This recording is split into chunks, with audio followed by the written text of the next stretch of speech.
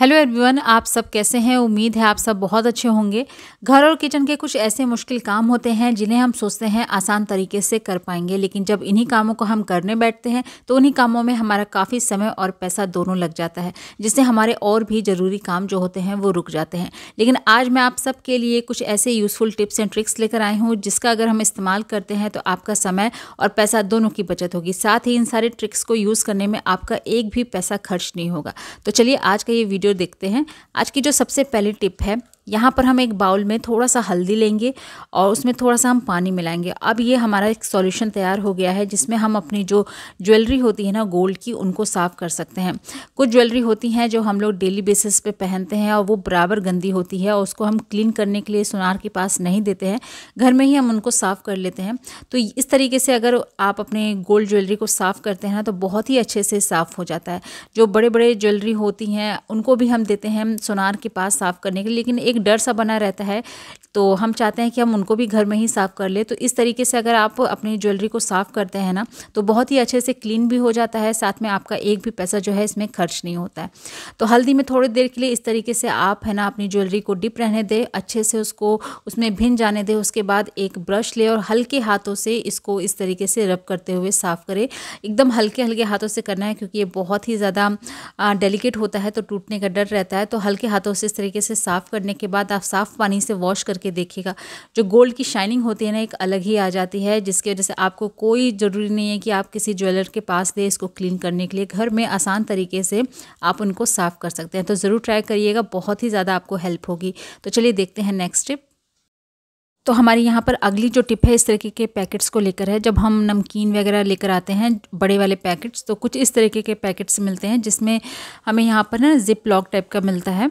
तो ये बहुत ही ज़्यादा जो है मल्टीपर्पज़ के लिए पैकेट्स होते हैं, तो इनको आप वेस्ट मत फेंकिए, इसको वॉश करके आप रखा करिए। बहुत सारे कामों में ये हमारे यूज़ में आ जाता है। कहीं अगर आप ट्रैवल करते हैं तो आप इसमें खाना वगैरह जो है वो पैक करके ले जा सकते हैं, बिल्कुल भी जो है इसमें एयर नहीं जाती है। तो हम नॉर्मली क्या करते हैं, उंगली से इस तरीके से इसको दबाकर बंद करते हैं, जिससे कहीं से ये खुला रह जाता है, कहीं से बंद हो जाता है। तो आज सिंपल सा तरीका लेकर आई हूँ जिससे आप ना आसानी से इसको बंद कर पाएंगे। तो कोई भी फ्लैट सरफेस पे आप इसको रखिए इस तरीके से और थंब से इस तरीके से ऊपर की तरफ इसको दबाते हुए प्रेस करते हुए ले जाइए। तो आप देखिएगा ना कोई आपको अलग से मेहनत करनी होगी, एक ही बार में जो है इसका जो ये पॉइंट है ना ये लॉक हो जाएगा, बिल्कुल भी कहीं से नहीं खुला रहेगा। बस फिंगर से, अंगूठे से हमको इस तरीके से प्रेस करते हुए ले जाना है। तो छोटी सी ट्रिक है लेकिन सच में बहुत ही ज़्यादा आपको काम आएगी। कभी अगर ट्राई करते हैं तो इसको भी ज़रूर ट्राई करके देखिएगा। चलिए देखते हैं नेक्स्ट टिप। जब भी हम कोई पानी का काम करते हैं, जैसे बेसिन के पास हैंड वॉश करना हो या फिर किचन में बर्तन सिंक के पास बर्तन धोना हो, तो हम इस तरीके का एक टॉवल वहाँ पर हैंग करके रखते हैं जिसमें हम अपने हाथ को जो है वो पोंछ सकें। तो क्या होता है ना, जब भी हम उसमें से टॉवल लेते हैं तो पोंछने के लिए हाथों में बार बार इस तरीके से जो है वो टॉवल फिसल के आ जाता है, तो जिससे बार बार जो है हमें इसको ऊपर रखना पड़ता है, टंगना पड़ता है।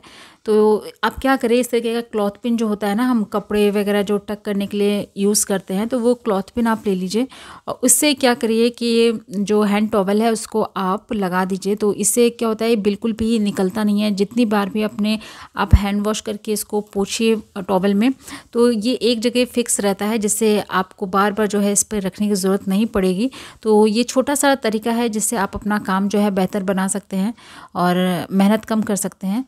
आई होप ये वाला टिप भी यूज़फुल लगा होगा। चलिए देखते हैं नेक्स्ट टिप। तो इस तरीके के फोक जो चम्मच जो होते हैं कांटे वाले, तो इससे अक्सर लोग चाउमीन मैगी वगैरह खाते हैं, तो इसको हम लोग और भी तरीकों से इस्तेमाल कर सकते हैं। सिर्फ चाउमीन मैगी खाने के लिए यूज़ में नहीं आती हैं, कभी इमरजेंसी में ये हमारे जुगाड़ के भी काम आ सकता है।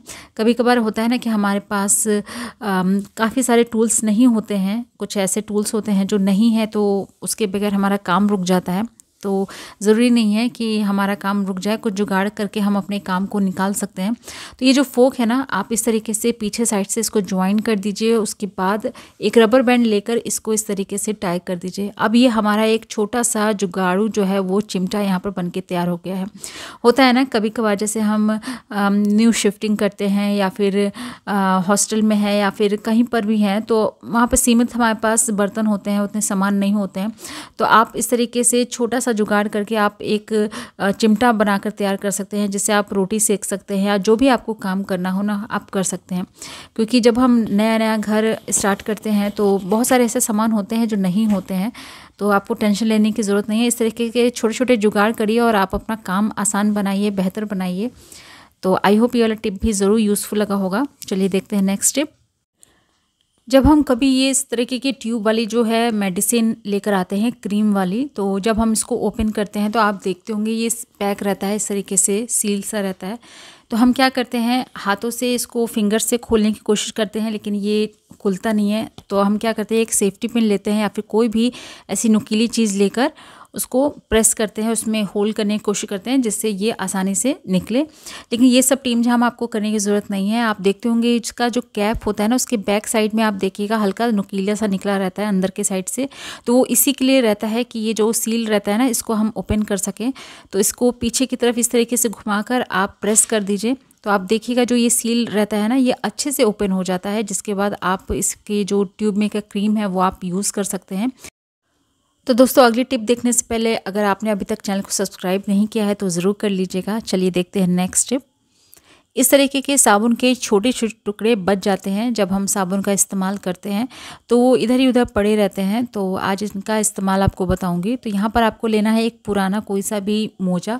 उसके बाद ये जितने भी आपके साबुन के टुकड़े बचे रहे ना, तो वो आप इसके अंदर डाल लीजिए और कोई अलग से गांठ लगाने की ज़रूरत नहीं है। और इसका अब हम इस्तेमाल कहाँ करेंगे, चलिए वो भी बताती हूँ। हम अपने कमोड सीट की रेगुलर सफाई करते हैं, लेकिन अगर कोई ऐसा तरीका हो जाए ना जिससे जो ये सीट है अपने आप हर फ्लश पे साफ़ होता रहे, तो हाँ, जो हमने मोजे में जो छोटे छोटे साबुन के टुकड़े रखे हैं ना, अगर आप इसका इस्तेमाल करते हैं तो ये काम आपका बेहद आसान बनाएगा। तो जो ये इसका फ्लश टैंक होता है ना, यहाँ पर कुछ इस तरीके से आपको खोल के और जो हमने मोजे में छोटे छोटे टुकड़े रखे हैं ना साबुन के, वो इस तरीके से साइड में हैंग कर देना है। उसके बाद आप देखिएगा जो ये छोटे छोटे टुकड़े हैं ना साबुन के, वो पानी में घुल जाएगा। उसके बाद आप जितनी बार भी इसको फ्लश करिएगा ना, तो ये साबुन वाला पानी जो है फ्लश होगा, जिससे जो सीट है ना अपने आप है ना साफ़ होता जाएगा, साथ के साथ एक अच्छी सी स्मेल भी आती रहेगी। तो बार बार जो है आपको सीट को साफ़ करने की ज़रूरत नहीं पड़ेगी। जितनी बार भी आप वॉशरूम का इस्तेमाल करेंगे और जितनी बार भी आप फ्लश करेंगे ना, ये खुद ब खुद इस तरीके से साफ़ होता रहेगा। तो ये जो छोटे छोटे टुकड़े थे ना, आप इस तरीके से इसका इस्तेमाल भी कर सकते हैं। ये बिल्कुल भी बर्बाद नहीं जाएंगे। साथ के साथ जो आपका टॉयलेट सीट है ना, वो बिना हाथ लगाए आप इस तरीके से साफ़ भी कर पाएंगे। तो उम्मीद करती हूँ ये वाला टिप भी आपको ज़रूर यूज़फुल लगा होगा। तो दोस्तों कैसा लगा है आज का वीडियो, उम्मीद करती हूँ आज के सारे टिप्स एंड ट्रिक्स आपको ज़रूर काम आएंगे। वीडियो अच्छा लगा है तो इसे एक लाइक ज़रूर करिएगा। चैनल पे पहली बार आए हैं तो सब्सक्राइब कर लीजिएगा और कमेंट बॉक्स में बताइएगा इनमें से आपको कौन सी ट्रिक सबसे ज़्यादा यूज़फुल लगी है। और ये भी मेंशन ज़रूर करिएगा कि आप मेरा वीडियो कहाँ से देख रहे हैं। कल फिर मिलती हूँ ऐसी एक नए वीडियो के साथ। तब तक के लिए अपना खूब सारा ख्याल रखिएगा। Good bye.